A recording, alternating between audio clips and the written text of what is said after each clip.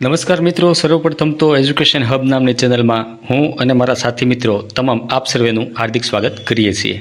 મિત્રો, આજનો આપણો વિષય છે લોક પ્રકાશન, લોક પ્રશાસન એટલે કે જાહેર વહીવટ કહો તો પણ એ જ છે અને લોક પ્રશાસન કહો તો પણ એક જ છે. બંનેનો મિનિંગ એક જ થાય છે. મિત્રો, ઘણી બધી એક્ઝામમાં જીપીએસસીની એક્ઝામ હોય કે આદિજાતિ વિકાસ અધિકારીની એક્ઝામ હોય તેમાં આ ટાઈપના સિલેબસનો સમાવેશ થતો હોય છે. ક્લાસ 3ની એક્ઝામ હશે તો એમાં પણ તમને આ વિડીયો ખૂબ જ ઉપયોગી બનશે. અને આજે આપણે જોઈએ તો આજે લોક પ્રશાસનનો અર્થ, પ્રકૃતિ અને કાર્યક્ષેત્ર આનો આપણે ઓલરેડી એક વિડીયો અગાઉ બનાવી ચૂક્યા છીએ. જો તમે તે ન જોયો હોય તો તમે જોઈ લેશો. મિત્રો, આ વિડીયોમાં આપણે ચર્ચા કરવાના છીએ કે ભારતમાં ઉત્ક્રાંતિ જે લોક પ્રશાસનની થઈ અથવા તો જાહેર વહીવટની થઈ તેની ભારતમાં ઉત્ક્રાંતિ, કૌટિલ્ય રચિત જે અર્થશાસ્ત્ર છે તેમાં વહીવટના વિચારો, મોગલ સમયનો વહીવટ અને બ્રિટિશ શાસનનો વારસો, આના વિશે આપણે આજે ચર્ચા કરવાના છીએ. જ્યારે આ બ્રિટિશ શાસનનો જે વારસો છે ને મિત્રો, એ તો કોઈ પણ એક્ઝામ હશે એમાંથી 1-2 માર્ક્સ દરેક એક્ઝામમાં આવતા જ હોય છે. તે તમે આખો વિડીયો નિહાળશો તો તમને ખ્યાલ આવશે. તો મિત્રો, ઝાઝો સમય વેસ્ટ ન કરતા આપણે હવે આગળ વધીએ. સર્વપ્રથમ તો જોઈએ મિત્રો, તો આમાંથી પણ ઘણી બધી વખતે સવાલો આવેલા છે કે ભાઈ જે કૌટિલ્ય એમના દ્વારા અર્થશાસ્ત્ર લખવામાં આવેલ છે અને આ અર્થશાસ્ત્ર જે કૌટિલ્ય દ્વારા લખવામાં આવેલ છે તે કઈ સદીમાં? 4થી સદીમાં લખેલ છે. મહાભારત અને રામાયણ એ એક મહાકાવ્યો છે અને જે એરિસ્ટોટલ હતા તે ગ્રીક દેશના વતની હતા અને તેના દ્વારા જે લખાયેલું પુસ્તક છે તે પોલિટિક્સ છે. અને ધી પ્રિન્સ નામનું જે પુસ્તક છે તે માકિયાવાલીએ લખેલું છે અને આ માકિયાવાલી એ ઇટાલિયનના હતા. 1590માં અબુલ ફઝલ દ્વારા આઈને એ અકબરી ગ્રંથ લખવામાં આવ્યો. મિત્રો, આ તમામ ગ્રંથો અથવા તો પુસ્તકોમાં ક્યાંક ને ક્યાંક જાહેર વહીવટની વાત થયેલી આપણને જોવા મળે છે. આ યાદ રાખવું આપણે જરૂરી છે. મિત્રો, પછી વાત કરીએ તો ભારતમાં જે કઈ રીતે જાહેર વહીવટની શરૂઆત થઈ તેના લગતા ઘણું બધું છે, પણ આપણે જે આઈએમપી વસ્તુ છે તે આપણે અહીંયા લીધી છે, જે એક્ઝામને લક્ષી આઈએમપી હોય. તો 1930ની અંદર લખનઉ યુનિવર્સિટીમાં, ક્યાં મિત્રો? લખનઉ યુનિવર્સિટીમાં સર્વપ્રથમ અનુસ્નાતક કક્ષાએ જાહેર વહીવટને સ્થાન આપવામાં આવેલ. જ્યારે મદ્રાસ યુનિવર્સિટીમાં 1930માં તે ડિપ્લોમા કોર્સ કરનાર કોઈ સર્વપ્રથમ યુનિવર્સિટી હોય જાહેર વહીવટની તો મદ્રાસ યુનિવર્સિટી હતી. જ્યારે આખો વિભાગ પૂછાય તો વિભાગ સર્વપ્રથમ કોણે શરૂ કર્યો જાહેર વહીવટનો? કઈ યુનિવર્સિટી દ્વારા? તો નાગપુર યુનિવર્સિટી દ્વારા. મિત્રો, ગુજરાતની અંદર વાત કરીએ તો 1970માં વીર નર્મદ એટલે કે જે દક્ષિણ ગુજરાતની યુનિવર્સિટી છે તેણે પણ ગુજરાતમાં સર્વપ્રથમ એક અલગથી વિભાગ શરૂ કરેલ અને આ વીર નર્મદ દક્ષિણ ગુજરાતની યુનિવર્સિટી જે છે મિત્રો, તેણે આખો અલગ જાહેર વહીવટનો વિભાગ શરૂ કર્યો. આ વિભાગના વડા ડૉક્ટર MP શર્મા હતા અને ભારતની અંદર જાહેર વહીવટના પ્રથમ પ્રાધ્યાપક હોય તો તેનું નામ જણાવો એવો સવાલ પૂછાય તો આ ડૉક્ટર MP શર્મા જવાબ આવશે. મિત્રો, હવે આપણે થોડાક અમુક ફેક્ટ છે એ પણ જોઈ લઈએ કે ભારતમાં 1953માં પોલ H. એપ્લેબી નામની એક રિપોર્ટની ભલામણના આધારે 1954માં નવી દિલ્હી ખાતે, ક્યાં મિત્રો? નવી દિલ્હી ખાતે IIPAની સ્થાપના થઈ. હવે IIPAનું ફૂલ નેમ જોઈએ તો Indian institute of public administration એવું આનું પૂરું નામ થતું હોય છે મિત્રો. અને જે IIPA છે એ વહીવટી સંશોધન માટેનું મુખ્ય કેન્દ્ર છે મિત્રો આપણું. અને આ IIPA દ્વારા એક જનરલ પ્રકાશિત કરવામાં આવે છે, તેનું નામ છે IJPA. હવે IJPA નું પૂરું નામ જોઈએ તો Indian general of public administration. હવે 1987માં યુપીએસસી દ્વારા સનદી સેવાઓ માટે પરીક્ષા માટે એક સ્વતંત્ર વિષય તરીકે જાહેર વહીવટને સ્વીકારવામાં આવ્યો. મિત્રો, 2014ની વાત કરીએ તો ક્લાસ 1-2માં જે વૈકલ્પિક પ્રશ્નો આવે તેમાં વૈકલ્પિક પ્રશ્નોમાં જાહેર વહીવટનો સમાવેશ કરવામાં આવ્યો. મિત્રો, 2017ની વાત કરીએ તો ક્લાસ 1 ને 2માં જે મુખ્ય તબક્કાની એક્ઝામ હોય તેમાં આ જાહેર વહીવટના વર્ણનાત્મક સવાલો આવરી લેવામાં આવ્યા. મિત્રો, ઇગ્નો અને BAOU જે ઓપન યુનિવર્સિટી છે તેમાં પણ સ્નાતક, અનુસ્નાતક કક્ષાએ આના કોર્સ જોવા મળે છે મિત્રો. અને આગળ જોઈએ તો કૌટિલ્ય રચિત જે અર્થશાસ્ત્ર છે તેમાં વહીવટના વિચારો આપણો એક ટોપિક છે સિલેબસનો, તે જોઈએ તો કૌટિલ્ય દ્વારા જે અર્થશાસ્ત્રમાં વહીવટના જે વિચારો આપેલા છે તે આપણે એક 1 by 1 જોઈએ મિત્રો. તો આ કૌટિલ્યના ઘણા ખરા ઉપનામ છે મિત્રો. તેને વાત્સ્યાયન, મલંગા, કૌટિલ્ય, વિષ્ણુગુપ્ત, અંગુલા વગેરે જેવા નામથી પણ કૌટિલ્યને ઓળખવામાં આવતા હોય છે. મિત્રો, જાહેર વહીવટનો આપણો ભારત દેશનો સર્વ પ્રાચીન ગ્રંથની વાત કરીએ તો અર્થશાસ્ત્ર એ સૌથી પ્રાચીનતમ ગ્રંથ માનવામાં આવે છે. આ ક્યારે પ્રકાશમાં આવ્યો મિત્રો? 1905માં. આ કૌટિલ્ય જે હતા તેનું વતન મગધ હતું. શું મિત્રો? મગધ. પરંતુ તે રાજધાની પાટલીપુત્રમાં તે રહેતા અને ચંદ્રગુપ્ત મૌર્યના તે પ્રધાનમંત્રી પણ હતા. અને આ અર્થશાસ્ત્ર જે રચના થઈ તે ક્યારે રચના થઈ હોવાનું મનાય છે? તો ઈસવીસન પૂર્વે 4થી સદીની આસપાસ આને મનાય છે. આ અર્થશાસ્ત્ર છે મિત્રો એ કુલ 15 પુસ્તકોનો સંગ્રહ છે અને તેમાં જે જાહેર વહીવટ સાથે સુસંગત બાબત હોય તો તેવા 4 જ પુસ્તકો છે અને તે પહેલું, બીજું, 5મું અને 6થું આ જાહેર વહીવટના સુસંગત પુસ્તકો છે મિત્રો. હવે કૌટિલ્યના અર્થશાસ્ત્રમાં જે વહીવટના વિજ્ઞાનમાં 3 પાસાની વાત કરેલી છે. એમાં ક્રમ નંબર 1 જોઈએ તો જાહેર વહીવટના સિદ્ધાંતો, નંબર 2 સરકારી તંત્ર અને નંબર 3 જાહેર કર્મચારીનું સંચાલન અને વહીવટના સિદ્ધાંતો તેણે આપેલા છે મિત્રો. હવે વહીવટના જે સિદ્ધાંતો જે છે તેને સ્પષ્ટપણે અર્થશાસ્ત્રમાં નથી લીધેલા, પરંતુ તે રાજા અને મંત્રીઓના જે કાર્ય દર્શાવેલા છે ને તેમાં આ બધા સિદ્ધાંતો વણી લીધેલા છે. અને કૌટિલ્યના મત મુજબ અર્થશાસ્ત્ર એ રાજ્ય વ્યવસ્થાનું વિજ્ઞાન છે. શું મિત્રો? અર્થશાસ્ત્ર એ રાજ્ય વ્યવસ્થાનું વિજ્ઞાન છે. અને આગળ જતા કૌટિલ્ય કહે છે કે રાજ્ય વ્યવસ્થાનું વિજ્ઞાન એ સંપત્તિના વિજ્ઞાન અને સરકારના વિજ્ઞાનનું મિશ્રણ છે. માટે જ તે કૌટિલ્ય કહે છે કે વહીવટદાર અથવા તો જે રાજા હોય અથવા તો શાસક હોય તેની પાસે વહીવટના વિજ્ઞાનનું કળા અને જ્ઞાન હોવું જોઈએ. અને આગળ જતા કૌટિલ્યએ સપ્તાંગ સિદ્ધાંત આપેલા છે, જેને આપણે રાજ્યના તત્વો તરીકે પણ ઓળખીએ છીએ. હવે આ સપ્તાંગ સિદ્ધાંતમાં તેણે 7 સિદ્ધાંતની વાત કરેલી છે. સપ્તાંગ સિદ્ધાંત કોણે આપ્યા મિત્રો? કૌટિલ્ય દ્વારા આપવામાં આવેલા છે. અને આ 7 સિદ્ધાંતો વિશે વાત કરીએ તો પ્રથમ સિદ્ધાંત સ્વામીનો આવે છે. અને સ્વામી એટલે કે રાજા, અને આ રાજા હોય એ રાજ્યના કેન્દ્રમાં હોય છે. બીજા નંબરે તેણે અમત્યની વાત કરેલી છે.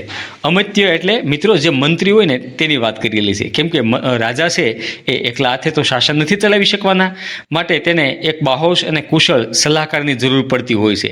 માટે કૌટિલ્ય એવું કહે છે કે રાજાને અમત્ય જેટલા ચતુર હશે તેટલું જ તેનું રાજ્ય સમૃદ્ધ હશે. ત્રીજા નંબરે તેણે જનપદની વાત કરેલી છે. જનપદનો મતલબ અહીંયા એવો થાય કે લોકો સાથે જે દેશનો વિસ્તાર છે અથવા દેશનો જે નાગરિક ગણ છે તેને જનપદ તરીકે ઓળખેલું છે.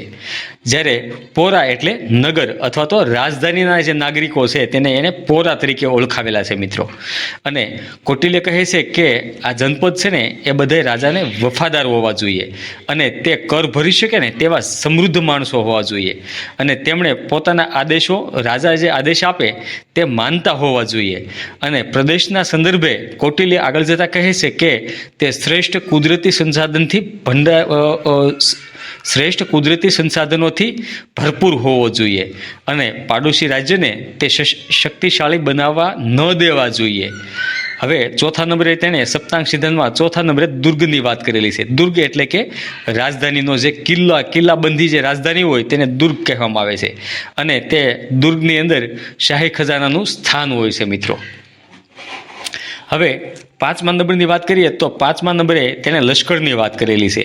અને કૌટિલ્ય કહે છે કે ખુદ રાજા જ તે લશ્કરી પોશાકમાં ઘોડા, રથ અથવા હાથી ઉપર ચડી અને લશ્કરનું નિરીક્ષણ કરવું જોઈએ.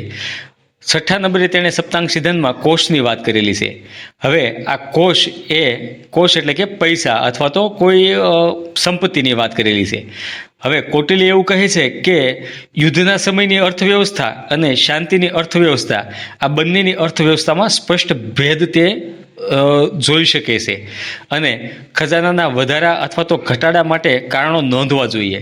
અને કૌટિલ્યએ અર્થશાસ્ત્રમાં જે ઉત્પાદનના જે કર હોય તે 6ઠ્ઠો ભાગ લેવો જોઈએ તેવું તેણે તેના અર્થશાસ્ત્રમાં દર્શાવેલું છે.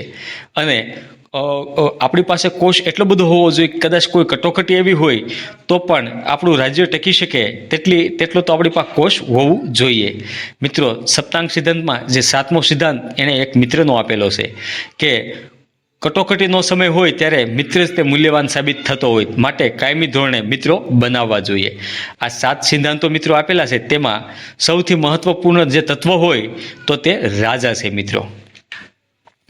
હવે આ સાત સિદ્ધાંતોમાં મહત્વપૂર્ણ તત્વ હોય તો તે રાજા છે. તો હવે આ રાજા છે, રાજા એ કેવો હોવો જોઈએ તેનું કૌટિલ્ય દ્વારા અમુક ગુણો આપેલા છે. ભાઈ રાજા કેવો હોવો જોઈએ? તો રાજા એ રાજ્યની છબી છે, રાજા એ પ્રથમ નાગરિક છે, અને સત્તાના કેન્દ્રમાં રાજા જ હોવો જોઈએ. અને રાજા આદર્શ હોવો જોઈએ, તે નેતૃત્વવાળો હોવો જોઈએ, તે બુદ્ધિ ચાતુર્યવાળો હોવો જોઈએ, તે ઉર્જાવાન હોવો જોઈએ, તે શ્રેષ્ઠ ગુણવત્તા ધરાવતો હોવો જોઈએ, તે હિંમતવાન હોવો જોઈએ, તે બહાદુર હોવો જોઈએ. કોઈ પણ નિર્ણય લેવામાં અને કાર્ય કરવામાં તે ઝડપી નિર્ણય શક્તિવાળો હોવો જોઈએ. નાગરિકોની જે જરૂરિયાતો હોય તે કેવી છે તે જરૂરિયાતની સમજ ધરાવતો હોવો જોઈએ. અને રાજાના મગજમાં હંમેશા પ્રજાનું કલ્યાણના જ વિચારો હોવા જોઈએ. આગળ જતા રાજા વિશે તે કહે છે કે રાજા ઈશ્વરથી ડરનાર હોવો જોઈએ, ધાર્મિક હોવો જોઈએ, વાસના અને ક્રોધમાંથી મુક્ત હોય તેવો હોવો જોઈએ, તે સ્વભાવે અહિંસક હોવો જોઈએ, તે અન્યની પત્ની અથવા તો અન્યની સંપત્તિ નો ઈચ્છા ન રાખનાર હોવો જોઈએ, અને તે દુર્ગુણ ધરાવતો કોઈ વ્યક્તિ હોય તેની સોબતમાં ન રહેતો હોવો જોઈએ. રાજાનું જીવન પરિશ્રમવાળું હોવું જોઈએ, રાજા શિક્ષિત હોવો જોઈએ, અને રાજા એ પણ વિચારવો જોઈએ કે તેમની પ્રજા સાક્ષર અને શિક્ષિત હોવા જોઈએ, જેના લીધે થઈને તે કરવેરા ભરી શકે અને રાજાને ભંડોળ પૂરું પાડી શકે. અને રાજા સાથોસાથ ઇકોનોમિક્સ એટલે કે વર્થ અને સરકારના વિજ્ઞાન એટલે કે દંડનીતિ એમાં પણ રાજા માહેર હોવો જોઈએ. અને આગળ જતાં તેણે એક વાત કરેલી છે કે એક રાજપુરોહિત હશે, અને આ રાજપુરોહિત હશે તે રાજાને તેમની જે ફરજો હોય તેનું સતત એ સ્મરણ કરાવશે. અને જે કોઈ પણ જે સલાહ આપશે તે રાજા ઉપર બંધન કરતા તો નહીં હોય, પરંતુ તેને માનવી જોઈએ એવું આદર્શ હશે.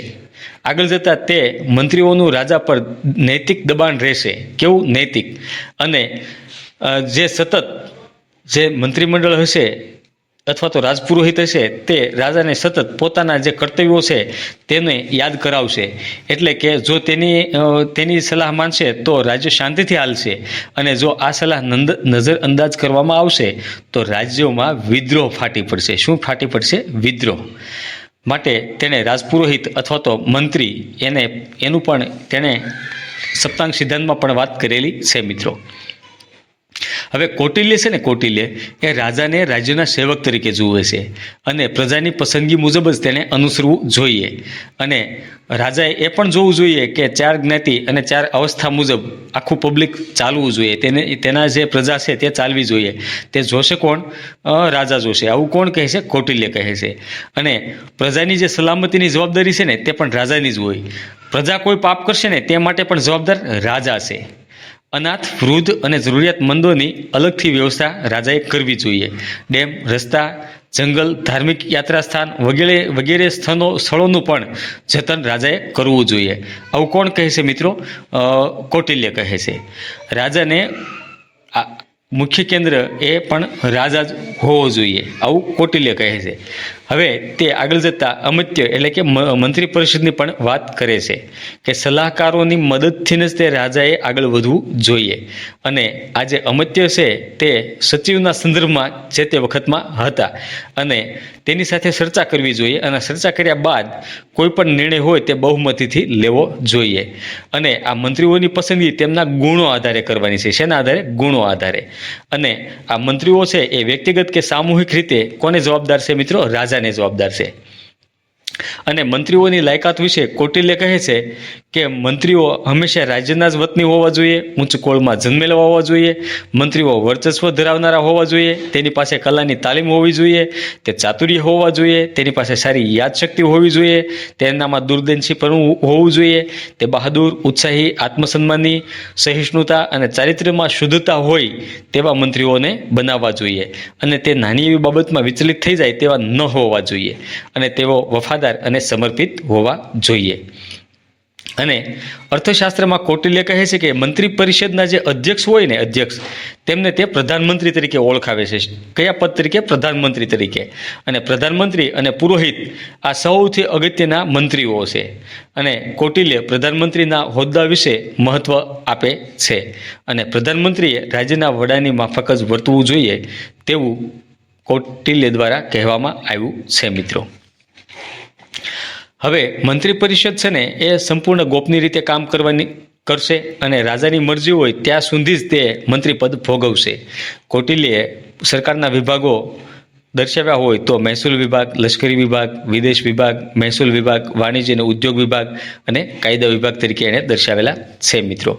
હવે આપણે આગળ જઈએ કે ભાઈ મુઘલ, આપણે અત્યાર સુધી એવું જોયું કે ભાઈ કૌટિલ્યએ જે જાહેર વહીવટ હોય તેમના પોતાના વિચારો જે દર્શાવ્યા છે તે આપણે જોયા. હવે આપણે મુઘલ સામ્રાજ્યમાં જે જાહેર વહીવટના વિચારો છે તે પણ આપણે જોઈએ મિત્રો.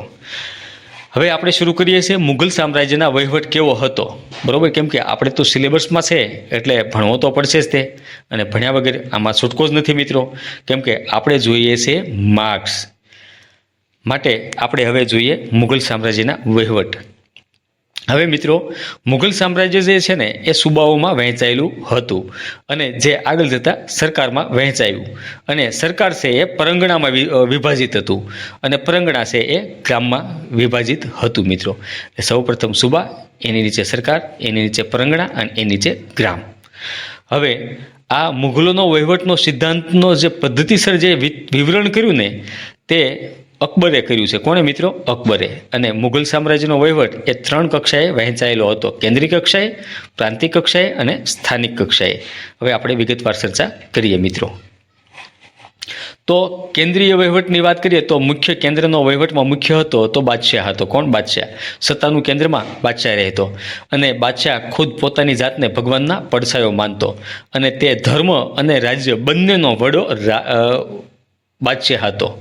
અને મુઘલોની અંદર કોઈ કેબિનેટ જેવી કોઈ વ્યવસ્થા ન હતી, પરંતુ મંત્રીઓની જગ્યાએ સચિવો હતા. શું હતા? સચિવો. અને આ સચિવો કોને જવાબદાર હતા? બાદશાહને જવાબદાર હતા. આમ જોતા વહીવટના વડાને વકીલ તરીકે તે ઓળખતા અને આ વકીલ એ બાદશાહનો મુખ્ય સલાહકાર હતું મિત્રો. અને વજીર કે જેને દીવાન એ કુલ તરીકે પણ ઓળખાતું, તેનું બીજું ઉપનામ જોઈએ તો દીવાન એ આલા તરીકે પણ ઓળખાતો. અને આ નાણાકીય વહીવટનો મુખ્ય વડો હતો. જ્યારે મીરબક્ષી એક પદ એવું હતું જે ઉચ્ચ પ્રકારનો મનસબદાર હતો અને મનસબદારી વ્યવસ્થાના સંચાલન માટે આ મીરબક્ષી જવાબદાર હતો. અને ધાર્મિક બાબતનો જે વિભાગનો વડો હોય તેને સદર તરીકે ઓળખવામાં આવતું. જ્યારે મહોત્સબી જે હોય, મહોત્સબી જેની જવાબદારી શું હતી કે ભાઈ જાહેર નૈતિકતાના જે ધોરણો હોય, નૈતિકતાના જે જાહેર ધોરણો હોય તે જોવાના જવાબદારી મહોત્સબીની હતી. દાખલા તરીકે લોકોને શરાબ પીતા અટકાવવા. હવે આપણે કેન્દ્રીય વહીવટ જોયો તેની જ જેમ આપણે પ્રાંતીય વહીવટની વાત કરીએ મિત્રો. કે મુઘલ સામ્રાજ્યને સૂબાઓમાં વહેંચવામાં આવ્યું હતું અને દરેક સૂબામાં અમુક સરકાર અને આગળ જતા મહલ અથવા તો પરંગણામાં વિભાજિત હતા. હવે સૂબાના વહીવટ ચલાવવા માટે સિપાહ સલાર મુખ્ય હતો અને તેનું મુખ્ય કામ સંરક્ષણનું હતું અને શરૂઆતથી તે દીવાની વહીવટી વડો પણ હતો. અને પ્રાંતમાં જે નાણાં વિભાગનો વડો હોય તેને દીવાન તરીકે ઓળખવામાં આવતું. અને પ્રાંતીય બક્ષી એ પ્રાંત કક્ષાએ મનસબદારોને પ્રમાણપત્ર આપતો. જ્યારે કોટવાલ હતો ને, કોટવાલ, તેની ફરજ પ્રાંતીય રાજધાની પૂરતી જ સીમિત હતી. અને ઉપરાંત તેની બીજી પણ એક ફરજ હતી, રાજ્યની વ્યવસ્થા જાળવવી અને શેરીઓ મકાનની ગણતરી કરવી. એ કોની જવાબદારી હતી? કોટવાલની. અને બજારમાં જે તોલ માપ હોય તેનું નિયંત્રણ કરતું કોણ? કોટવાલ. મિત્રો ઘણી બધી વખતે આ બાજુ હોદ્દાના નામ આપ્યા છે અને આ સાઈડ ફરજના નામ આપ્યા છે. જોડકા સ્વરૂપે પણ પૂછાતું હોય અને એક માર્ક્સના સવાલ તરીકે પણ પૂછાતું હોય છે. અને જીપીએસસી અને ખાસ કરીને તો આદિજાતિ વિકાસ અધિકારીમાં તો આ સિલેબસમાં છે. એટલે આ એક વિડીયોમાંથી મિનિમમ 3 થી 5 માર્ક્સ તો બને જ તે મિત્રો. એટલે ખાસ અંત સુધી તમે આ વિડીયો નિહાળજો મિત્રો. હવે સ્થાનિક વહીવટની વાત કરીએ મુઘલ સામ્રાજ્યની, તો સરકારમાં જે વહીવટદાર તરીકે ફોજદાર હતા અને આ ફોજદારનું કામ શાંતિ જાળવવાનું હતું અને તે સુબેદારના તાબા નીચે કામ કરતા. અને પરંગણા એ મુઘલ શાસનમાં ગ્રામ્ય કક્ષાના વહીવટનું કેન્દ્ર હતું. ક્યાં? ગ્રામ્ય કક્ષાએ. હવે કારોબારી જે સ્થાનિક કક્ષાએ કારોબારી વડા હતા તેનું નામ સિકતદાર હતું અને ફોજદાર અને કોટવાલ એમ બંને જેવા કાર્ય આ સિકતદાર કરતા. અને પરંગણામાં જે ખજાનો હોય તેનો સંભાળ રાખનાર તે પણ કારોબારી વડા સિકતદાર હતા. અને પરંગણામાં એક મહત્વપૂર્ણ હોદ્દો હતો તેનું નામ હતું કાનૂનગો. અને આ કાનૂનગો જે છે તે પાક અને ખેતી કરાયેલ વિસ્તાર અને અંદાજિત અને વાસ્તવિક પાકનું દસ્તાવેજીકરણ કાનૂનગો દ્વારા કરવામાં આવતું. પરંગણામાં એ ચકલામાં વિભાજિત હતા અને ચકલાનો જે વહીવટી વડો હોય તેને ચકલાદાર તરીકે ઓળખવામાં આવતું હતું.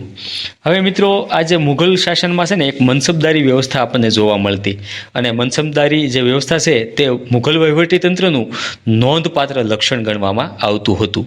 અને આ સરકારના તમામ વહીવટી અને જેના વડા હોય તે બાદશાહ હતા. અને આ મુઘલના વહીવટની દેખરેખ રાખવા માટે મનસબદારોને તૈયાર કરવામાં આવ્યા હતા. અને મનસબ એટલે શું મિત્રો? ભાઈ મનસબ એટલે સ્થળ અથવા પરિસ્થિતિ કે જ્યાં કંઈક મૂકવામાં આવ્યું હોય તે સ્થળ. અને મનસબનો અર્થ વ્યવસ્થામાં સ્થાન તરીકે લેવામાં આવતો હતો. અને બાદશાહ ખુદ જ તે મનસબ આપતો, પાછી લેતો અથવા તો તેમાં વધારો ઘટાડો કરી શકતો. એ ખુદ બાદશાહના હાથમાં વાત હતી. અને મનસબ એ દરેક અધિકારીને અપાયેલી એક પરવાનગી હતી કે જ્યાં જાગીરના અધિકાર તે ધરાવતો. એટલે કે અહીં જાગીરનો અર્થ શું થાય મિત્રો? મહેસૂલની સોંપણી. અને મનસબ એટલે એક જગ્યા. હવે મનસબદારો તેની સેવા જે કરતા કોઈ પણ તેને સેવાના બદલામાં રોકડ પગારની જગ્યાએ તેને જાગીર આપવામાં આવતી. મુઘલ શાસનમાં તેને પગાર રોકડા ન આપતા, તેને જાગીર આપવામાં આવતી. અને મનસબદારનું મૃત્યુ થાય તો તેની તમામ અંગત સંપત્તિ રાજ્ય સરકાર દ્વારા લઈ લેવામાં આવતી. અને પ્લસ માઇનસ જે કાંઈ ચૂકવણું થતું હોય, બાકી રહેતું હોય તો તે રકમ બાદ કરી અને જે શેષ રકમ વધે તે તેના વંશજોને આપવામાં આવતી હતી. અને મનસબ પર કોઈ વારસદારનો કોઈ વારસાગત દાવો હતો નહીં. અને મનસબદારો માં એક સત્તા હતી. તેની પાસે સત્તા કેવી હતી? દીવાની અને લશ્કરી. આ બંને કાર્યોનું મિશ્રણ હતું મનસબદારો પાસે. એટલે કે તે 10થી લઈ અને 5000 સિપાહીઓના સેનાપતિ તરીકે તે રહેતા. કોણ? મનસબદારો. અને જ્યારે બાદશાહને જરૂર પડે ત્યારે લશ્કરી અને દીવાની સેવા મનસબદારો આપતા. જ્યારે આપણે તેમના નાણાકીય વહીવટની વાત જોઈએ મુઘલ શાસનમાં તો રાજ્યની આવકના કુલ 2 સ્ત્રોત હતા. અને 2 સ્ત્રોતમાં કયા હતા તો તે જોઈએ તો એક તો ધાર્મિક સ્ત્રોત હતો જે ધર્મથી તેના પૈસા મળતા. અને બીજો જે હતો તે કર દ્વારા તેને પૈસા મળતા. અને જે પ્રથમ શ્રેણી હતી જે ધાર્મિક શ્રેણી તેમાં ઉષ્ણ અને જકાત આ બંનેનો સમાવેશ થતો હતો. જ્યારે બીજી જે શ્રેણી હતી કરમાં તો એક જજિયા કર અને ખરજ કર આ 2 કરના નામ છે મિત્રો. અને આ બંને કર કોના છે? મુઘલ શાસનના છે. આ કરનો સમાવેશ થતો. જ્યારે જજિયા કર છે ને, જજિયા કર એ ઇસ્લામિક રાજ્ય હોય તે ઇસ્લામિક રાજ્યમાં આ જજિયા કર ઉઘરાવવામાં આવતો. અને કોના પર ઉઘરાવવામાં આવતો મિત્રો? કે જે મુસ્લિમ નથી, જે બિન ઇસ્લામી વ્યક્તિ છે તેના પર જજિયા કર લાદવામાં આવતો. અને આ જજિયા કર અકબરે નાબૂદ કરેલો, પરંતુ આગળ જતાં ઔરંગઝેબે તેને ફરી વખત લાગુ કરેલો મિત્રો. હવે મુઘલ શાસનની આપણે લાક્ષણિકતાની વાત કરીએ તો તે મુઘલ શાસનની જે સરકાર છે તે મુખ્યત્વે લશ્કરી પ્રકારની હતી. અને તેમાં જમીન મહેસૂલ તંત્રના સંદર્ભમાં જોઈએ તો જૂની પ્રથાઓ અને પ્રક્રિયાઓ અને પરંપરાઓ મુજબ જ હતી. અને જૂની જે પ્રથાઓ છે તેમાં જૂના જે હિન્દુની જે મહેસૂલ વ્યવસ્થા હતી તેને જાળવી રાખેલી. અને તેને જૂના હિન્દુ અધિકારી હોય તેને પણ તેણે કામે રાખેલા. અને એક આખુતશાહી જે ધરાવતી હોય વ્યવસ્થા તેવી તેની હતી.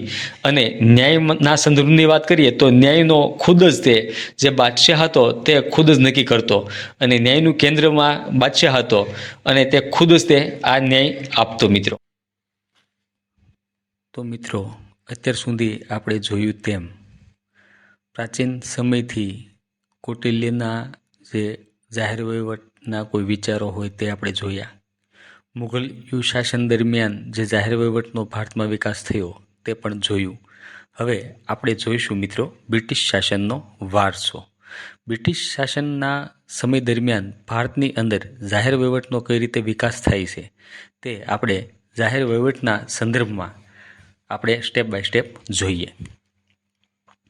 હવે ભારતની અંદર જે વહીવટી માળખું છે તે બ્રિટિશ શાસનની દેન છે. કોની? બ્રિટિશ શાસનની. હવે ભારતમાં જે બ્રિટિશ શાસન રહ્યું તેના મુખ્ય 2 તબક્કામાં આપણે વિભાજિત કરી શકાય. એક તો વર્ષ 1858 સુધી બ્રિટિશ ઈસ્ટ ઇન્ડિયા કંપનીનું શાસન, એટલે કે કંપનીનું શાસન. ત્યારબાદ 1947 સુધી બ્રિટિશ તાજ સરકારનું શાસન. હવે આ અભ્યાસની સરળતા ખાતર આ પ્રકરણને આપણે 3 વિભાગમાં વહેંચવામાં આવ્યું છે મિત્રો.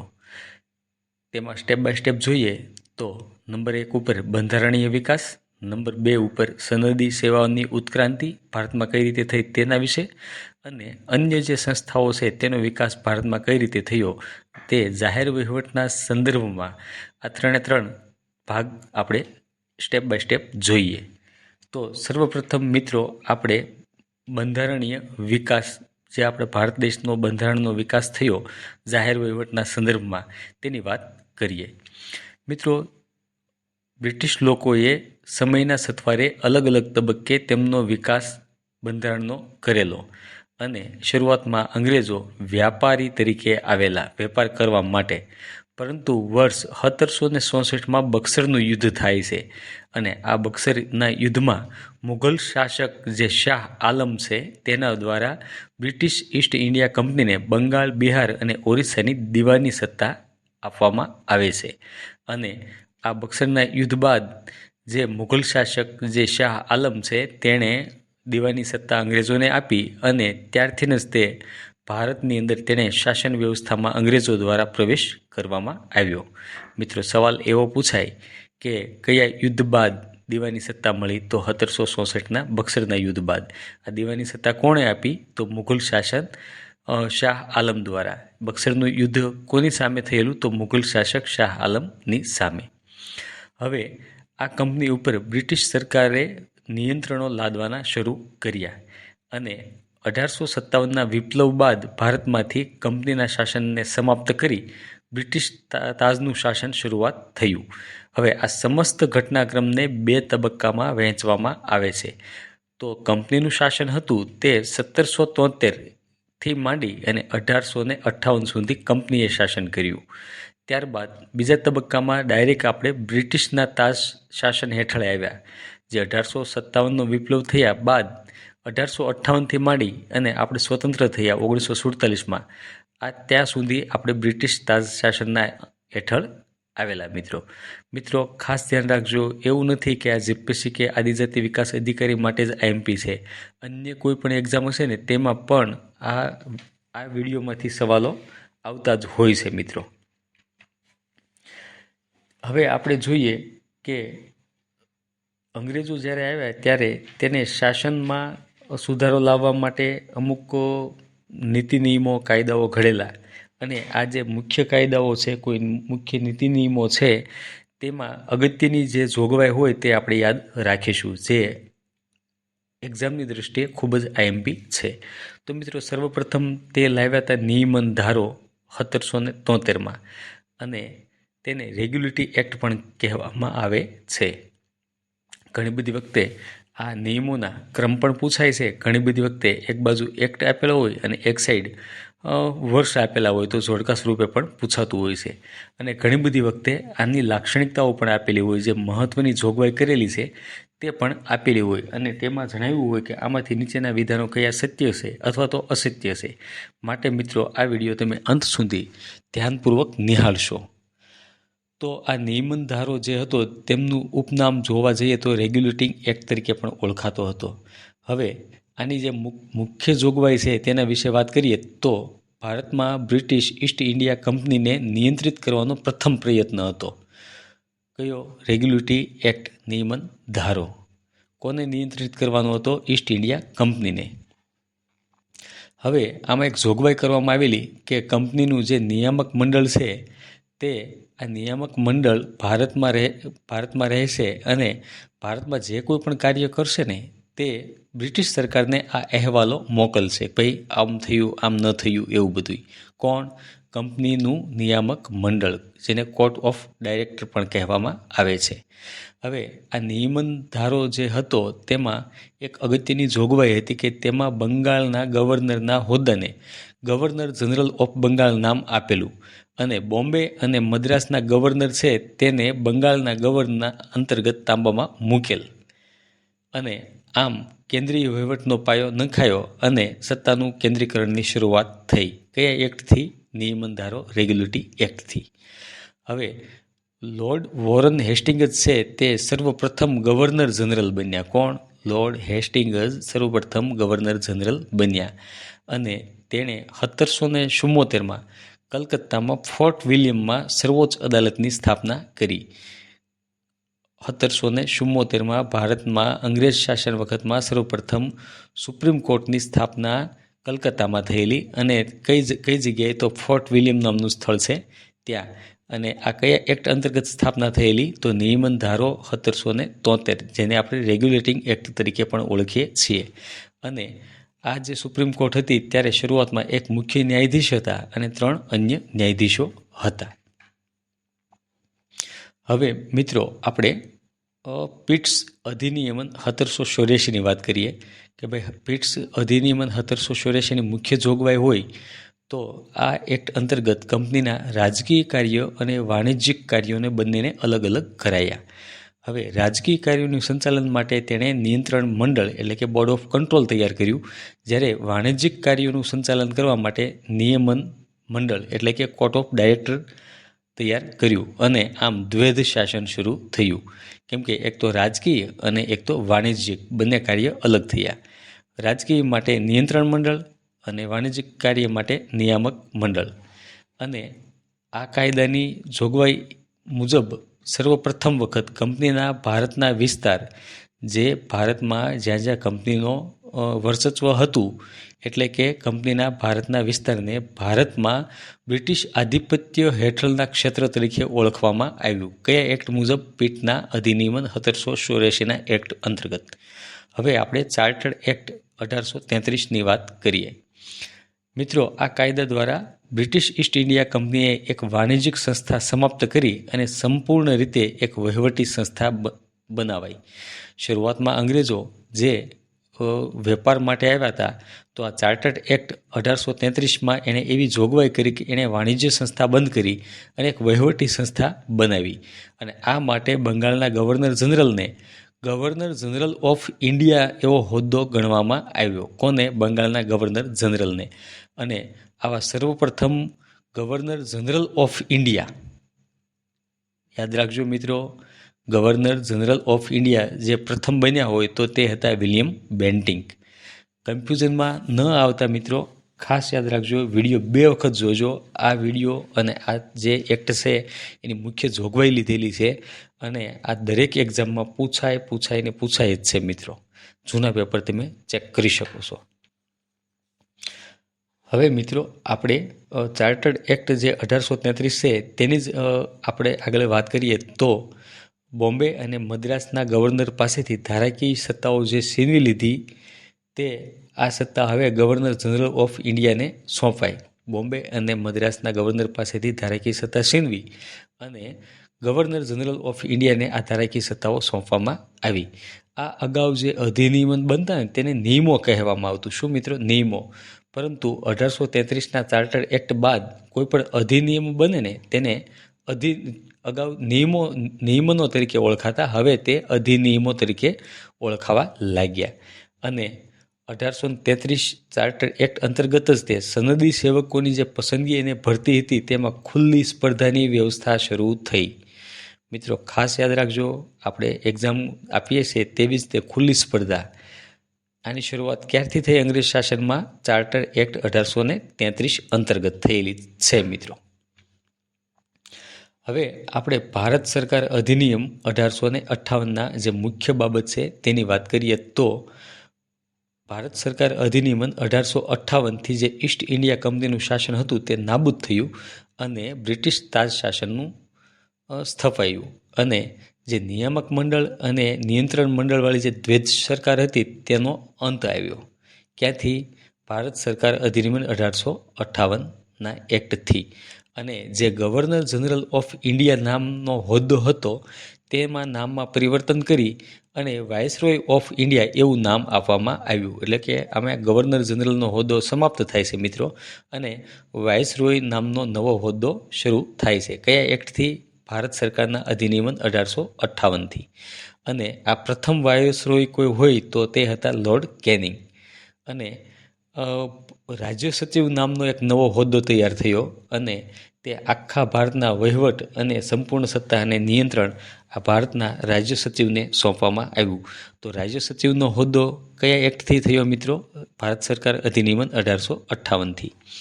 અને આ રાજ્ય સચિવને મદદરૂપ થવા માટે એક સલાહકારી સંસ્થાની નિમણૂક કરી જે 15 સભ્યોની બનેલી એક પરિષદ હતી. અને રાજ્ય સચિવ એ બ્રિટિશ કેબિનેટના સભ્ય હતા અને છેવટે બ્રિટનની સંસદને જવાબદાર હતા. હવે મિત્રો આપણે ભારતીય પરિષદનો અધિનિયમ 1861ના મુખ્ય જોગવાઈની વાત કરીએ તો આ 1833માં ચાર્ટર્ડ એક્ટ દ્વારા બોમ્બે અને મદ્રાસના ગવર્નર પાસેથી જે ધારાકીય સત્તાઓ છીનવી લેવાઈ હતી તે ફરી વખત આ એક્ટ અંતર્ગત પાસે આપવામાં આવી. અને લોર્ડ કેનિંગ દ્વારા 1859માં પોર્ટફોલિયો સિસ્ટમ લાગુ કરવામાં આવેલ. મિત્રો ઘણી બધી વખત આ એક્ઝામમાં સવાલ પૂછાયેલો છે કે પોર્ટફોલિયો સિસ્ટમ કોણે લાગુ કરી? તો લોર્ડ કેનિંગ દ્વારા. અને કયા એક્ટ અંતર્ગત? ભારતીય પરિષદ અધિનિયમ 1861 અંતર્ગત. અને વાઇસરોયને કટોકટીનો જ્યારે સમય આવે ત્યારે વટ હુકમ કરવાની સત્તા આપવામાં આવી. કયા એક્ટ અંતર્ગત? આ ભારતીય પરિષદ અધિનિયમ 1861 અંતર્ગત. અને કાયદા બનાવવાની પ્રક્રિયામાં ભારતીયોને સર્વપ્રથમ સ્થાન આપવામાં આવ્યું. કયા એક્ટ અંતર્ગત? ભારતીય પરિષદ અધિનિયમ 1861 અંતર્ગત.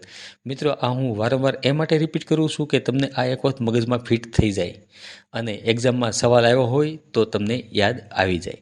અને આ જ કાયદા અંતર્ગત એક જોગવાઈ કરેલી હતી કે વાઇસરોયની જે પરિષદ હોય તેમાં ભારતીયોની નિમણૂક કરવામાં આવે. અને 1862માં કેનિંગ દ્વારા કુલ 3 વ્યક્તિઓની તેની પરિષદમાં ભારતીયની નિમણૂક થયેલી. જેમાં જોઈએ તો બનારસના રાજા હતા, બીજા નંબરે પટિયાલાના મહારાજા હતા અને ત્રીજા નંબરે સર દિનકર રાવજી હતા જેની ધારાકીય પરિષદમાં સભ્ય તરીકે નિમણૂક કરેલી હતી. મિત્રો આ સવાલ એક વખત પૂછાયેલો છે કે નીચેનામાંથી કોની નિમણૂક નહોતી થયેલી? આવો સવાલ પૂછાયેલો છે. એટલે આપણે જેની નિમણૂક થયેલી હોય તો બનારસના રાજા, પટિયાલાના મહારાજા અને સર દિનકર રાવ આની નિમણૂક ધારાકીય પરિષદમાં કેનિંગ દ્વારા કરવામાં આવેલી. અને આ કયા એક્ટ અંતર્ગત? ભારતીય પરિષદ અધિનિયમ 1861 અંતર્ગત. હવે મિત્રો આપણે નાનો એવો એક એક્ટ જોઈ લઈએ કે ભારતીય પરિષદ 1892. તો આ ભારતીય પરિષદ 1892ની મુખ્ય જોગવાઈની વાત કરીએ તો ધારાકીય પરિષદોને અંદાજપત્રની ચર્ચાઓ કરવાની છૂટી આપવામાં આવી, કારોબારીને પ્રશ્નોત્તરી કરવાની છૂટી આપવામાં આવી અને ધારાકીય પરિષદોના કાર્યનો વિસ્તાર કરવામાં આવ્યો. અંદાજપત્રમાં ચર્ચા કરવાની છૂટી પરમિશન કયા એક્ટ અંતર્ગત આવી મિત્રો? ભારતીય પરિષદ અધિનિયમ 1892 અંતર્ગત. મિત્રો ખાસ યાદ રાખજો મિત્રો. હવે ભારતીય પરિષદ અધિનિયમ 1909 જેને માર્લે મિન્ટોના સુધારા તરીકે પણ ઓળખવામાં આવે છે. હવે આ માર્લે મિન્ટો સુધારા શા માટે કહેવામાં આવે છે? કેમ કે આ એક્ટ બન્યો ત્યારે સેક્રેટરી તરીકે માર્લે હતા અને વાઇસરોય તરીકે મિન્ટો હતા. એટલે માર્લે મિન્ટો સુધારો તરીકે પણ આ ઓળખાય છે. હવે આ ભારતીય પરિષદ અધિનિયમ 1909 અથવા તો માર્લે મિન્ટો સુધારા આ અંતર્ગત જે મુખ્ય જોગવાઈ હોય તેની વાત કરીએ તો આ એક્ટ અંતર્ગત મુસ્લિમો માટે અલગ મતદાર મંડળની જોગવાઈ કરવામાં આવી અને એક એવી પણ જોગવાઈ કરવામાં આવી કે મુસ્લિમ સભ્યોને મુસ્લિમ મતદારો દ્વારા જ ચૂંટવામાં આવશે. અને આ માટે જ તે માર્લે મિન્ટોને સાંપ્રદાયિક પ્રતિનિધિત્વના પિતા તરીકે પણ ઓળખાય છે. મિત્રો ઇતિહાસની અંદર તમે જોવા જાઓ તો કોમવાદના પિતા અથવા તો સાંપ્રદાયિક પ્રતિનિધિના પિતા માર્લે મિન્ટો કહેવામાં આવે છે મિત્રો. અને આ એક્ટ અંતર્ગત ભારતીયોને પ્રથમ વખત જે વાઇસરોય હોય વાઇસરોય તેની કારોબારી પરિષદમાં પ્રથમ વખત ભારતીયોને સ્થાન આપવામાં આવ્યું. જે પહેલાં 3 હતા તે મિત્રો કઈ કારોબારી હતી? નહીં, એ કઈ પરિષદ હતી મિત્રો? જે કાયદાકીય પરિષદ હતી તેમાં, અને અહીંયા કારોબારી પરિષદનો ઉલ્લેખ છે મિત્રો. અને આ જોગવાઈ અંતર્ગત સત્યેન્દ્ર પ્રસાદ સિન્હા જે એક કાયદા સભ્ય તરીકે સૌ પ્રથમ ભારતીય નિમણૂક પામ્યા મિત્રો. અને તે કયા હોદ્દા ઉપર હતા? કાયદા સભ્ય તરીકે. સર્વપ્રથમ ભારતીય હોય તો કોણ? સત્યેન્દ્ર પ્રસાદ સિન્હા. અને કયા એક્ટ અંતર્ગત? ભારતીય પરિષદ અધિનિયમ 1909 અથવા તો માર્લે મિન્ટોના સુધારા એક્ટ અંતર્ગત. હવે મિત્રો તેવી જ રીતે આપણે ભારત સરકાર અધિનિયમ 1919 જેને મોન્ટેગ્યુ ચેમ્સફર્ડ સુધારા તરીકે પણ ઓળખવામાં આવે છે. જેમ પહેલાંમાં માર્લે મિન્ટો હતા તેવી જ રીતે સેક્રેટરી તરીકે મોન્ટેગ્યુ હતા અને વાઇસરોય તરીકે ચેમ્સફર્ડ હતા. એટલે 1919ના અધિનિયમને મોન્ટેગ્યુ ચેમ્સફર્ડ સુધારા તરીકે ઓળખવામાં આવે છે.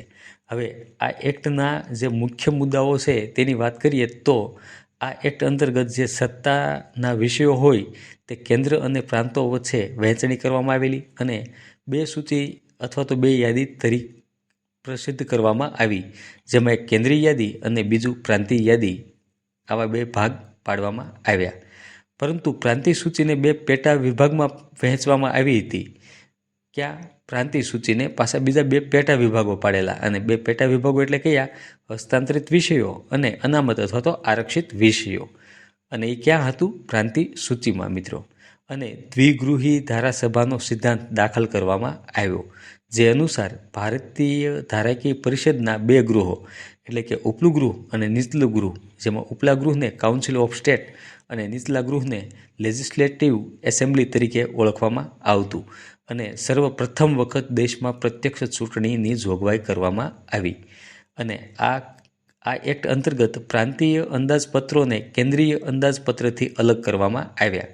અને આ એક્ટ અંતર્ગત સાંપ્રદાયિક પ્રતિનિધિત્વનો વિસ્તાર કરાયો, અને જેમાં શીખો, ભારતીય ક્રિશ્ચનો, એગ્લો ભારતીયો અને યુરોપિયન્સ માટે અલગ મતદાર મંડળની જોગવાઈ કરવામાં આવી. આ મિત્રો જે જોગવાઈ છે તે કયા એક્ટ અંતર્ગત છે? ભારત સરકારના અધિનિયમ 1919 મોન્ટેગ્યુ ચેમ્સફર્ડ સુધારાની વાત છે મિત્રો. એક વખત સવાલ એવો પૂછાયેલો છે મિત્રો કે ભારત સરકારના અધિનિયમ 1919 મોન્ટેગ્યુ ચેમ્સફર્ડ સુધારા અંતર્ગત જે મતદાર મંડળો બનાવવામાં આવેલ તેમાંથી નીચેના ઓપ્શન પૈકી કયા ન હતા? અને એમાં ઓપ્શન આપ્યા હતા. ઓપ્શન 1 શીખ, ઓપ્શન 2 ભારતીય ક્રિશ્ચન, ઓપ્શન નંબર 3 એગ્લો ભારતીય, નંબર 4 યુરોપિયન્સ અને નંબર 5 દલિત. આવી રીતનું એણે આપેલું. અને ઉપરમાંથી કયા સત્ય વિધાનો છે તે 1, 2, 3, 4, 1, 2, 3 એ રીતના ઓપ્શન આવેલા. એટલે જ મિત્રો હું કહું છું કે તમે ધ્યાનપૂર્વક આ વિડીયો જોશો. એક લાઈન, એક શબ્દ ખૂબ જ આઈએમપી છે મિત્રો. હવે આપણે હજુ એના જ તે આપણે આગળ જોવાના છે ભારત સરકાર અધિનિયમ 1919 યાની કે મોન્ટેગ્યુ ચેમ્સફર્ડ સુધારાના જે અગત્યની જોગવાઈ છે તે. વર્ષ 1926માં કેન્દ્રીય જાહેર સેવા આયોગની સ્થાપના કરવામાં આવી. ક્યારે સ્થાપના થઈ? 1926માં. કયા એક્ટ અંતર્ગત? ભારત સરકારના અધિનિયમ 1919 અંતર્ગત. જે હાલમાં આપણે યુપીએસસીની વાત કરીએ છીએ ને તેની આ વાત છે મિત્રો. અને 1919ના ભારત સરકારના અધિનિયમના આ એક્ટમાં જે જોગવાઈ હતી તેની પુનઃ ચકાસણી માટે 10 વર્ષ પછી એક પંચની નિમણૂક કરવામાં આવશે, જે આ એક્ટનું બધુંય રિવ્યૂ લેશે, એવી એક જોગવાઈ હતી. કેટલા વર્ષ પછી? 10 વર્ષ પછી. પરંતુ 10 વર્ષ પહેલાં જ તે એટલે કે 8મા વર્ષે જ તે 7 સભ્યવાળું બનેલું એક સાયમન કમિશન નિમવામાં આવ્યું. અને આ સાયમન કમિશનના અધ્યક્ષ પદે કોણ હતા? જ્હોન સાયમન હતા. તેના સભ્ય કુલ કેટલા હતા? 7 હતા. અને સાયમન કમિશનના અહેવાલ ઉપર વિચારણા કરવા બ્રિટિશ સરકાર દ્વારા ગોળમેજી પરિષદનું આયોજન કરવામાં આવેલું. ગોળમેજી પરિષદનું આયોજન શા માટે કરવામાં આવ્યું હતું મિત્રો? તો સાયમન કમિશનનો જે અહેવાલ હતો તેના ઉપર વિચારણા કરવા માટે. અને છેવટે જે ગોળમેજી પરિષદ ભરાણી તેના ચર્ચાના અંતે ભારત સરકાર અધિનિયમ 1935 તૈયાર કરવામાં આવ્યો. મિત્રો 1919ના એક્ટમાં એક જોગવાઈ હતી કે 10 વર્ષ પછી આ પુનઃ ચકાસણી માટે એક કમિશનની રચના કરવામાં આવશે. અને એ કમિશન એટલે કે 7 સભ્યવાળું સાયમન કમિશન આવ્યું. અને આ સાયમન કમિશનના અહેવાલ ઉપર વિચારણા કરવા માટે ગોળમેજી પરિષદનું આયોજન થયું. અને ગોળમેજી પરિષદના આયોજનના ચર્ચાના અંતે ભારત સરકાર અધિનિયમ 1935 તૈયાર થયો. અને આ વર્ષ દરમિયાન 1932માં બ્રિટિશના પ્રધાનમંત્રી રામસે મેકડોનલ્ડ નામના વ્યક્તિ હતા. તેણે એક અલગ મતદાર મંડળનું વિધાન પણ બનાવ્યું અને તે વિવાદાસ્પદ બન્યું. અને આ એ માટે વિવાદાસ્પદ બન્યું કેમ કે તેણે અનુસૂચિત જાતિ માટે પણ એક અલગ મતદાર મંડળની વ્યવસ્થા કરવામાં આવી હતી. અને આના વિરોધમાં ગાંધીજીએ પૂનાની યરવાડાની જેલમાં તેણે આમરણાંત ઉપવાસ કર્યા અને છેવટે હિન્દુ સંયુક્ત મતદાર મંડળને જાળવી રાખી અનુસૂચિત જાતિની અનામત વ્યવસ્થા શરૂ કરાઈ. હવે મિત્રો આપણે ભારત સરકાર અધિનિયમ 1935ની વાત કરીએ તો 1935 જે એક્ટ હતો તેમાં મુખ્ય જોગવાઈની વાત કરીએ તો પ્રાંત અને દેશી રજવાડામાં ફેડરેશનની જોગવાઈ કરી અને પ્રાંતમાંથી દ્વૈધ શાસન પદ્ધતિ જે હતી તે રદ થઈ અને આ દ્વૈધ શાસન પદ્ધતિ પ્રાંતમાંથી રદ કરી અને કેન્દ્રની અંદર દાખલ કરવામાં આવી. અને સ્ત્રીઓ અને કામદાર માટે અલગ મતદાર મંડળની વ્યવસ્થા થઈ. સ્ત્રીઓ અને કામદાર માટે અલગ મતદાર મંડળની વ્યવસ્થા કયા એક્ટ અંતર્ગત થઈ? તો ભારત સરકાર અધિનિયમ 1935 અંતર્ગત થઈ. અને આ જ એક્ટ અંતર્ગત ભારતની જે RBI છે, રિઝર્વ બેંક ઓફ ઇન્ડિયા, તેમની સ્થાપના પણ કરવામાં આવી. હવે આપણે ભારતીય સ્વાતંત્રતા અધિનિયમ 1947ના મુખ્ય મુદ્દાઓની વાત કરીએ તો આ એક્ટ અંતર્ગત જે ભારતની અંદર બ્રિટિશ શાસનનું જે હતું તેનો અંત આવ્યો અને ભારત અને પાકિસ્તાન નામના બે સ્વતંત્ર ડોમિનિયન તૈયાર થયા અને દેશી રજવાડાઓને સ્વતંત્રતા આપવામાં આવી હતી કે તે ભારત અથવા તો પાકિસ્તાનમાં સ્વતંત્ર રીતે જોડાય. જ્યાં સુધી બંધારણની રચના ન થાય ત્યાં સુધી 1935નો જે એક્ટ છે ને તે અંતર્ગત આ રાજ્યનો વહીવટ ચાલશે અને સંવિધાન સભાને તેમને યોગ્ય લાગે ને તેવું તે બંધારણ ઘડશે તેવી સત્તા પણ આ એક્ટ અંતર્ગત આપવામાં આવી હતી. અને જ્યાં સુધી નવા બંધારણની રચના ન થાય ત્યાં સુધી તેમને ધારાકીય સત્તાઓ પણ આપવામાં આવેલી હતી. હવે મિત્રો આપણે આગળ ચર્ચા કરીએ કે ભારતમાં જે સનદી સેવાઓની જે ઉત્ક્રાંતિ થઈ તે કઈ રીતે થઈ. કેમ કે આપણે મુખ્ય ત્રણ તબક્કામાં ભણવાની વાત હતી. એક તો જે ભારતમાં જે બંધારણનો વિકાસ કઈ રીતે થયો તે, નંબર 2 સનદી સેવાઓનો ઉત્ક્રાંતિ ભારતમાં કઈ રીતે થઈ તે, અને નંબર 3 જે અન્ય સંસ્થાનો જે વિકાસ થયો તે. હવે આપણે મુદ્દા નંબર 2 ભારતમાં સનદી સેવાનો વિકાસ કઈ રીતે થયો તેની વાત કરીએ તો ભારતની અંદર 17મી સદીમાં, ક્યારે મિત્રો 17મી સદીમાં કંપનીનું શાસન હતું. ક્યારે કંપનીનું શાસન હતું ત્યારે બ્રિટિશરોએ પહેલીવાર ભારતમાં સનદી સેવાઓનો ખ્યાલ દાખલ કર્યો અને સર્વપ્રથમ નૌકાદળના કર્મચારી હતા તેને અલગ કર્યા અને તેને સનદી સેવકો તરીકે ઓળખાયા. સર્વપ્રથમ કોણ? નૌકાદળ મિત્રો. અને કંપનીના જે વહીવટી દસ્તાવેજો હતા તેમાં પણ સનદી સેવક એવો શબ્દ વપરાવા શરૂ લાગ્યો. ક્યારે? 1765માં. અને સનદી સેવાનો પાયો નાખનાર વ્યક્તિ હોય તો તે વોરન હેસ્ટિંગ જ હતા. પરંતુ આ જો પાયો નાખવાનું નામ પૂછાય તો વોરન હેસ્ટિંગ જ આવશે. પરંતુ તેમાં સુધારા કર્યા અને તેને આધુનિક બનાવનારનું નામ હોય તો તે કોર્નવોલિસ આવશે. અને આથી જ તે ભારતમાં કોર્નવોલિસને સનદી સેવાના પિતા તરીકે ઓળખવામાં આવે છે મિત્રો. અને પહેલી વખત સનદી સેવાની કોઈ એક્ઝામ પાસ કરનાર વ્યક્તિ હોય તો પ્રથમ ભારતીય સત્યેન્દ્રનાથ ટાગોર હતા મિત્રો. ખાસ યાદ રાખજો મિત્રો, એક એક શબ્દ, એક લાઈન બહુ જ ખૂબ જ આઈએમપી છે. હવે વર્ષ 1800માં વેલેસ્લીએ સનદી સેવકોને તાલીમ આપવા માટે કલકત્તામાં ફોર્ટ વિલિયમ કોલેજની સ્થાપના કરવામાં આવેલી. પરંતુ કોર્ટ ઓફ ડિરેક્ટરને યોગ્ય ન લાગતા તેમણે આ કેન્સલ કરી અને તેણે ઇંગ્લેન્ડમાં હેલિબર્ગ નામની કોલેજની સ્થાપના કરી. ક્યાં? ઇંગ્લેન્ડમાં. અને આ હેલિબર્ગ કોલેજનું એણે નામ શું આપ્યું? ઈસ્ટ ઇન્ડિયા કોલેજ એવું નામ રખાયું. હવે ઈસ્ટ ઇન્ડિયા કોલેજ કયો કે તમે હેલિબર્ગ કોલેજ કયો, બંને એક જ છે અને તે ક્યાં હતું? ઇંગ્લેન્ડમાં. તેનો મુખ્ય હેતુ શું હતો મિત્રો? કે સનદી સેવકોને તાલીમ આપવી. હવે ચાર્ટર એક્ટ જે 1833 મુજબ જે ખુલ્લી સ્પર્ધા દાખલ થઈ, સ્પર્ધાત્મક પરીક્ષાની જે જોગવાઈ કરવામાં આવી તે સર્વપ્રથમ પ્રયત્ન કરવામાં આવેલો હતો. પરંતુ કોર્ટ ઓફ ડિરેક્ટર્સે તેનો વિરોધ કરેલો. સર્વપ્રથમ રજૂઆત 1833માં થયેલું, પરંતુ વિરોધના કારણે આ બંધ રહેલું. પરંતુ ચાર્ટર્ડ એક્ટ 1853 છે ને, 1853 તેમાં ખુલ્લી સ્પર્ધાની જોગવાઈ કરેલી.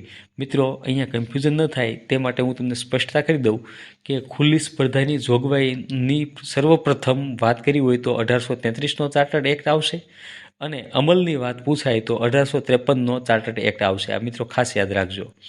અને 1854માં કાયદાની આ જોગવાઈને લાગુ કરવા માટે એક મેકોલી સમિતિની રચના કરવામાં આવી. અને આ મેકોલી સમિતિ હતી તેણે અમુક ભલામણો કરેલી. તો એણે ભલામણ શું કરેલી? ભાઈ, આ સ્પર્ધા ખુલ્લી સ્પર્ધા હોવી જોઈએ. આ એક્ઝામમાં ઉંમર વર્ષ 18 થી 23 વર્ષના વિદ્યાર્થીઓ હોવા જોઈએ. આ એક્ઝામ લંડનમાં લેવાતી હોવી જોઈએ. અને આ એક્ઝામમાં પાસ કર્યા પહેલાં જે નિમણૂક અપાય તે ચોક્કસ સમય માટે પ્રોબેશન પીરિયડ રાખવો જોઈએ. અને હેલિબરમાં જે ઈસ્ટ ઇન્ડિયા કોલેજ આવી છે તેને નાબૂદ કરવી જોઈએ. પરીક્ષાનું સ્તર બહુ ખૂબ ઊંચું હોવું જોઈએ. જો કે આ બધી જ ભલામણનો સ્વીકાર થયો અને લાગુ પણ કરવામાં આવી. અને સર્વપ્રથમ બોર્ડ ઓફ કંટ્રોલ દ્વારા 1855માં લંડનમાં પ્રથમ વખત સ્પર્ધાત્મક પરીક્ષાનું આયોજન થયું. હવે તે જ રીતે લોર્ડ રિપન દ્વારા પણ ભારતમાં આ પરીક્ષા યોજવા માટે, જે આ પરીક્ષા લંડનમાં યોજાતી એના બદલે ભારતમાં યોજવામાં આવે તેવો પ્રસ્તાવ રજૂ કરનાર કોઈ વ્યક્તિ હતા તો તે લોર્ડ રિપન હતા. અને તેનો બ્રિટિશરો દ્વારા સખત વિરોધ થયો. અને ત્યારબાદ 1886માં સનદી સેવાઓના સંદર્ભની ભલામણ માટે ચાર્લ્સ એચસીસનની અધ્યક્ષતામાં એક પંચની રચના થઈ. અને એચસીસન પંચે 1887માં પોતાનો રિપોર્ટ જારી કર્યો.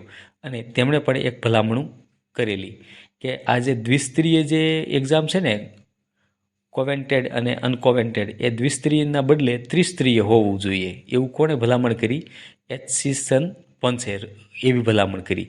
આ ત્રિવર્ગીય એટલે કે ભાઈ ઇમ્પિરિયલ સિવિલ સર્વિસ, પ્રાંતીય નાગરિકો સેવાઓ અને ગૌણ નાગરિકોની સેવાઓ, આ 3 સ્તરનું હોવું જોઈએ તેવું આ એચસીસન પંચે રજૂઆત કરી. અને આ સનદી સેવામાં જે તમારે કોઈ એક્ઝામ આપી હોય તો મહત્તમ ઉંમર 23 હોવી જોઈએ. અને સ્ટેટ્યુટરી સિવિલ સર્વિસની વ્યવસ્થા નાબૂદ કરવી જોઈએ તેવું પણ તેણે કહ્યું. અને ભારતમાં અને ઇંગ્લેન્ડમાં એક સાથે પરીક્ષાનું આયોજન ન થાય તેવું તેણે કહ્યું. તેણે સભ્યોને બઢતીથી પ્રમોશન આપવું જોઈએ તેવી પણ એણે જોગવાઈ એણે કરેલી. જોકે મિત્રો આની પણ બધી જોગવાઈ સ્વીકારવામાં આવી અને લાગુ પણ કરવામાં આવી. મિત્રો ખાસ યાદ રાખજો, ઘણી બધી વખતે આ જે પંચ હોય, આ પંચનો હેતુ શું હતો, શેના માટે આ પંચની રચના થયેલી, તેવા સવાલો પણ પૂછાય છે. અને આ પંચની જે જોગવાઈ હોય તે પણ વિધાન સ્વરૂપે ઘણી બધી વખતે પૂછાતું હોય છે મિત્રો, એટલે ખાસ યાદ રાખશો મિત્રો. હવે તેવી જ રીતે 1912માં રોયલ કમિશન ઓન પબ્લિક સર્વિસની રચના થઈ. અને આના અધ્યક્ષ હતા લોર્ડ ઇસ્ટલિંગ્ટન હતા. અને આણે શું જોગવાઈ કરી હતી, શું એણે ભલામણ કરી હતી? તો ભાઈ, ઉચ્ચ હોદ્દા જે છે તેમાં ભરતી કરવામાં આવે, જેમાં આંશિક રીતે ઇંગ્લેન્ડમાં અને આંશિક રીતે ભારતમાં પણ આનો સમાવેશ થાય તેવી તેણે ભલામણ કરી હતી. અને ભારત અને ઇંગ્લેન્ડમાં એકી સાથે પરીક્ષા યોજાય તે ખ્યાલનો તેમણે ઇનકાર કરવામાં આવ્યો હતો. આ પંચની રચના 1912માં થઈ હતી. તેણે અહેવાલ 1917માં આપેલો, પરંતુ એ અરસામાં પ્રથમ વિશ્વ યુદ્ધ થતાં આ પંચ પ્રત્યે કોઈએ ગંભીર ધ્યાન દોર્યું નહીં. અને હવે આગળ આપણે જોઈએ તો મોન્ટેગ્યુ ચેમ્સફર્ડ સુધારામાં જે સૂચવવામાં આવ્યું હતું કે એક જ સાથે પરીક્ષાનું આયોજન થાય ભારતમાં અને ઇંગ્લેન્ડમાં, એવું કયા એક્ટમાં જોગવાઈ થયેલી હતી? તો મોન્ટેગ્યુ ચેમ્સફર્ડમાં, કે એક સમયે ઇંગ્લેન્ડમાં એ જ સમયે પરીક્ષા યોજાય અને ભારતમાં પણ એક જ સમયે એ જ સમયે યોજાય. અને તે સમયે ભારતમાં અલગ અલગ 9 જેટલી અખિલ ભારતીય સેવાઓ હતી. કેટલી મિત્રો? 9 જેટલી હતી. અને અખિલ ભારતીય સેવા શબ્દનો પ્રથમ વખત કોઈ ઉપયોગ કર્યો હોય તો 1918માં કાર્યોની વહેંચણી અંગેની જે સમિતિ હતી તેના દ્વારા અખિલ ભારતીય સેવાનો સર્વપ્રથમ શબ્દનો ઉપયોગ કરવામાં આવ્યો હતો. અને આ સમિતિના અધ્યક્ષ હતા M.E. ગોન્ટલેટ. અને મિત્રો આ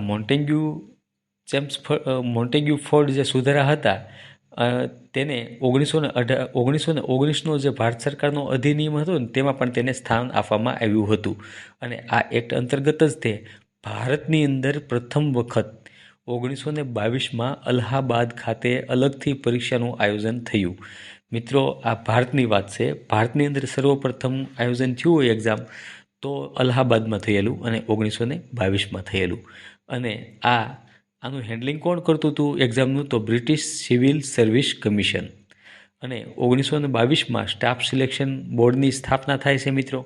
અને 1919માં 1919ના જે એક્ટ છે તે અંતર્ગત જ તે 1926માં સેન્ટ્રલ પબ્લિક સર્વિસ કમિશનની રચના થઈ. અને 1923માં જ તે ઉચ્ચ સનદી સેવાઓ માટે લોર્ડ વિસ્કાઉન્ટન લી, જેના અધ્યક્ષ લી હતા, અને આ લી કમિશનની સ્થાપના થઈ. તો મિત્રો એવું પૂછાય કે લી કમિશનની સ્થાપનાનો હેતુ શું હતો? તો ઉચ્ચ સનદી સેવાઓ માટેનો આ હેતુ હતો મિત્રો. હવે ભારત સરકાર અધિનિયમન 1935 અંતર્ગત અમુક જે જોગવાઈ હતી તે મુજબ 1937માં સેન્ટ્રલ પબ્લિક સર્વિસ કમિશનનું સ્થાન કોણે લીધું? ફેડરલ પબ્લિક સર્વિસ કમિશને લીધું. અને આ જ પંચ જે આપણા બંધારણની અંદર હાલમાં જે યુપીએસસી છે એમાં તબદીલ થાય છે મિત્રો. તો આ યુપીએસસીની જે સ્થાપના થઈ હોય તો એ કયા એક્ટ અંતર્ગત? 1935 અંતર્ગત. અને તે અગાઉ કયા નામે ઓળખાતું? Federal public service commission. અને એની પહેલાં તે કયા નામે ઓળખાતું? Central public service commission. તેની સ્થાપના ક્યારે થયેલી મિત્રો? 1937માં.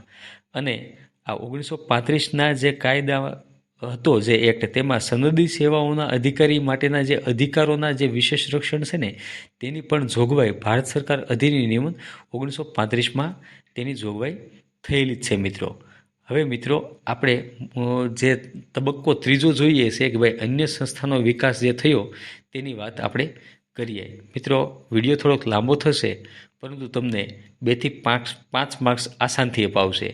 માટે હવે બહુ ઝાઝું નથી, પરંતુ તમે આ વિડીયો અંત સુધી હજુ નિહાળો મિત્રો. કેમ કે આપણે એકથી ચડિયાતા ટોપિક લઈને આવ્યા છીએ અને આઈએમપી વસ્તુ જ લઈને આવ્યા છીએ. કોઈ બકબક કે ચેરા ચાલુ વાત નથી આપણી પાસે મિત્રો. હવે જે તે વખતમાં એટલે કે અંગ્રેજનું જ્યારે શાસન હતું ત્યારે અન્ય સંસ્થાઓનો વિકાસ થયેલો. જે આપણે જોઈએ તો કેન્દ્રીય સચિવાલયનો વિકાસ થયો હોય તો તેના અગત્યના મુદ્દાઓની વાત કરીએ તો વર્ષ 1943માં ભારત સરકાર માટે અલગ સચિવાલય બનાવ્યું. સચિવાલયની ભારતમાં સ્થાપના ક્યારે થઈ? 1943માં. તેવી જ રીતે 1959માં કેનિંગ દ્વારા પોર્ટફોલિયો સિસ્ટમ લાગુ કરવામાં આવેલી. અને લોર્ડ કર્ઝન દ્વારા 1905માં સચિવાલયમાં કર્મચારીની ગણતરી માટે ટેન્યુર સિસ્ટમ દાખલ કરવામાં આવી. ટેન્યુર સિસ્ટમ કોણે દાખલ કરી? લોર્ડ કર્ઝને. શા માટે? સચિવાલયના કર્મચારીની ગણતરી કરવા માટે. પોર્ટફોલિયો સિસ્ટમ કોણે લાગુ પાડી? તો કેનિંગે. અને આ ટેન્યુર સિસ્ટમ તો કર્ઝને. અને 1905માં ભારત સરકારના ઠરાવ દ્વારા, કઈ રીતે? ભારત સરકારના ઠરાવ દ્વારા રેલવે બોર્ડની સ્થાપના થઈ. ક્યારે? 1905માં. મિત્રો ઘણી બધી વખતે 1905માં રેલવે બોર્ડની સ્થાપના કઈ રીતે થઈ આવું પણ સવાલ પૂછાય તો ભારત સરકારના ઠરાવ દ્વારા. આવો સવાલ પણ એક વખત પૂછાયેલો છે. હવે આપણે રાજ્યની વાત કરીએ તો 1772માં મહેસૂલ ઉઘરાવવું અને ન્યાય આપવું, આવા બંને બેવડા ઉદ્દેશ્યથી હેસ્ટિંગ્સે જિલ્લા કલેક્ટરનો હોદ્દો તૈયાર કર્યો. કોણે? હેસ્ટિંગ્સે જિલ્લા કલેક્ટરનો હોદ્દો તૈયાર કર્યો. તેના મુખ્ય 2 કાર્ય કયા હતા? મહેસૂલ ઉઘરાવવું અને ન્યાય આપવો. અને કોર્નવોલિસે દરોગા વ્યવસ્થા દાખલ કરી. દરોગા વ્યવસ્થા કોણે દાખલ કરી? કોર્નવોલિસે. અને 1828માં જિલ્લા અને પ્રાંતના વચ્ચે સેતુ જે બને તે માટે ડિવિઝનલ કમિશનરની નવો હોદ્દો લોર્ડ બેન્ટિકે ઊભો કર્યો મિત્રો. હવે આપણે સ્થાનિક વહીવટની વાત કરીએ તો સૌ પ્રથમ નગરપાલિકાની સ્થાપના થઈ હોય તો મદ્રાસમાં થઈ. સર્વપ્રથમ ભારતની નગરપાલિકા બની તો કઈ? મદ્રાસ. અને ક્યારે સ્થાપના થઈ? 1687માં.